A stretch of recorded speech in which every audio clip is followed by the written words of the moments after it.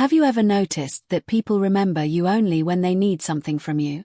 Have you ever cancelled your own plans, ignored your own tired body, and sacrificed your peace just to help someone who vanished the moment their problem was solved? If so, this story is meant for you. Sometimes life keeps taking from kind people until they finally learn to protect themselves. Being helpful is beautiful, but being endlessly available can slowly empty your heart. This is a story about learning when to give and when to stop, about finding strength in saying no, and about choosing self-respect over endless exhaustion. In a quiet countryside village surrounded by golden fields and gentle hills, there lived a man named Ethan. Everyone in the village knew him well. If a cart was stuck in the mud, they called Ethan. If a roof leaked during rain, they called Ethan. If someone felt lonely or confused, they called Ethan.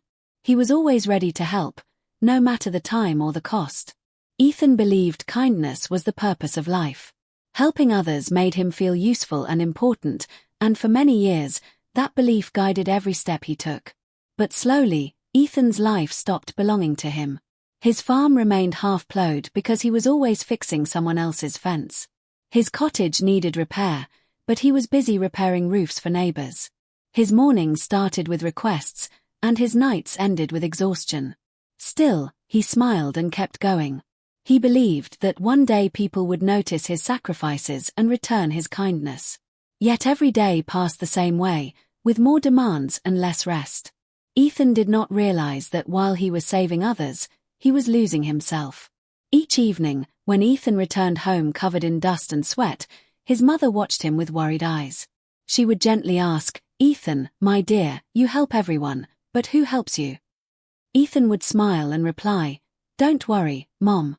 One day they will remember my kindness." His mother would sigh, knowing that kindness without balance often leads to pain.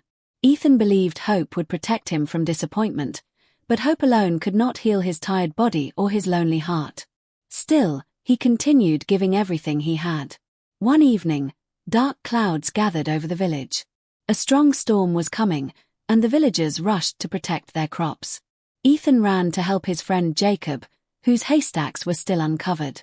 Together, they worked quickly to save Jacob's harvest. Meanwhile, Ethan's own wheat stood helpless in the open field. The rain began falling heavily before he could return home. When Ethan finally reached his land, it was too late. His entire crop was destroyed. He stood silently in the rain, staring at the muddy field that once held his dreams.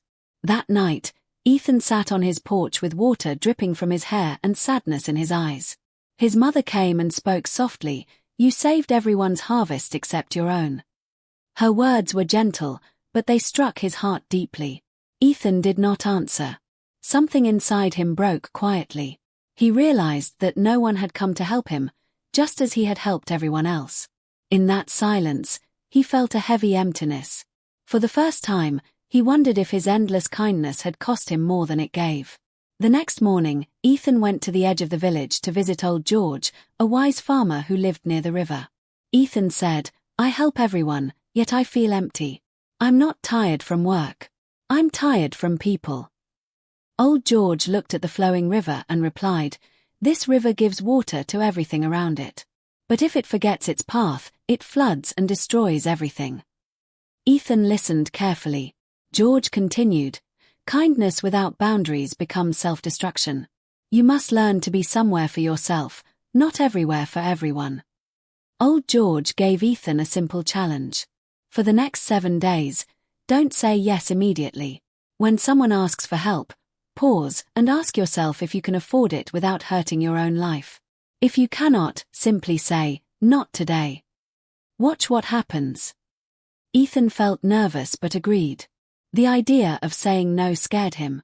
He had spent his whole life saying yes to everyone. Still, something inside him wanted change. He decided to follow George's advice and see if peace could truly come from choosing himself. On the first day, Jacob came running to Ethan. "My bull is sick. Help me take it to the doctor." Ethan looked at his half-plowed field and felt torn. His heart wanted to help, but his mind remembered George's words. He took a deep breath and said, "I'm sorry, Jacob. Today I must finish my own work." Jacob looked shocked. "You're saying no. Ethan nodded. I can help tomorrow, but not today. Jacob walked away disappointed. Ethan felt guilty, but he kept working on his land. By sunset, something unexpected happened. Ethan's field was finally ready for planting. For the first time in months, he felt proud of his own work. The next day, more villagers came with small requests. Ethan said no politely but firmly. Each refusal felt strange, yet freeing. That night, he felt a calm he had not felt in years. His body was tired, but his heart was peaceful. He realized that choosing himself did not make him cruel. It simply made him honest about his limits and respectful of his own time. On the fourth day, heavy rain returned, and Ethan's roof began to leak. He waited, expecting someone to come and help him as he had helped them many times before. No one came. Silence filled his home. Instead of anger, Ethan felt clarity. He repaired the roof himself. Alone. When he finished, he sat under the dry shelter and whispered, "So this is what self-respect feels like." He understood that depending on himself made him stronger. He was no longer waiting for others to save him. He was learning to save himself. Weeks passed, and Ethan slowly changed. He no longer rushed to please everyone. He chose peace before approval. Something amazing happened. People began to respect him more. Jacob started solving his own problems. Neighbors stopped knocking for every small favor. Ethan's field grew greener than ever. His health improved, and his smile returned. He was still kind, but now his kindness had limits. He helped when he could, not when it destroyed him. Ethan discovered that valuing himself did not make him selfish. It made him balanced and strong. Paragraph 13. One evening, old George visited Ethan's home and looked at the healthy crops. He asked, "Did the world fall apart when you stopped being available?" Ethan smiled and said, "No, George. It only changed for the better." George nodded and replied, "When you stopped saying yes to everyone, you finally said yes to yourself. That is when life truly begins to grow." Ethan felt grateful for the lesson. He realized that boundaries were not walls. They were doors to peace, self-respect, and a future he could finally enjoy. Ethan's story spread quietly through the village. People learned that kindness should not mean exhaustion. They saw that a man who valued himself became healthier and happier.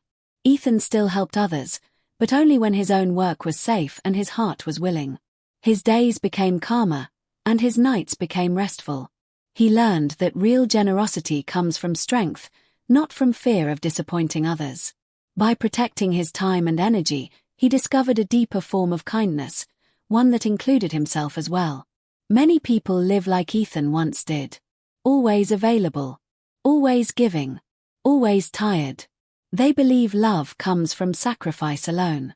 But sacrifice without balance leads to pain. You are not meant to be everything for everyone. You are meant to be something for yourself too. Saying no does not make you heartless. It makes you human. It teaches others to respect your time and teaches you to respect your worth. True kindness begins when you stop abandoning yourself for the comfort of others. Ask yourself this question: are you always there for everyone but empty inside? Do you feel guilty when you choose rest over requests? Remember, peace is not laziness. Boundaries are not cruelty. You deserve the same care you give to others. When you protect your mind, your energy, and your time, you build a stronger life. People respect what you protect. The moment you stop being everywhere for everyone, you finally become someone for yourself. Life becomes lighter when you stop carrying every burden that is not yours. Like Ethan, you can choose balance over burnout. You can still be kind without destroying your peace. Strength grows when you learn to pause before saying yes. Wisdom grows when you listen to your own needs. And happiness grows when your life belongs to you again. Your time is precious. Your energy is limited. Spend them wisely on what truly matters. So, my friend, if this story touched your heart, remember Ethan's lesson. You are not a bad person for saying no. You are choosing peace over pressure and self-respect over exhaustion. Protect your dreams, your health, and your future. Kindness is beautiful, but boundaries make it powerful. When you value yourself, the world treats you differently. And that is when your life truly changes for the better.